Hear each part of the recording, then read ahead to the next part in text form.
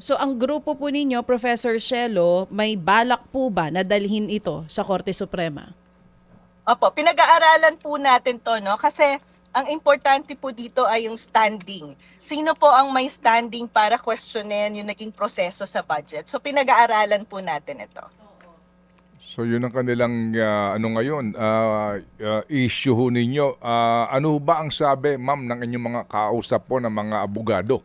How soon can you establish that? Kung sino ba ang merong legal persona para maghain po ng reklamo dito po sa ipinasang budget? Alam niyo po tayo bilang taxpayers, ako ang paniniwala ko, bilang taxpayers ay may karapatan po tayo mag-demand ng accountability na nakikita ko rin po na talagang panahon na para kailangang malinawan at masusugan na kailangan mas maging transparent at accountable itong bicameral committee. Kaya pinag-aaralan po natin yan.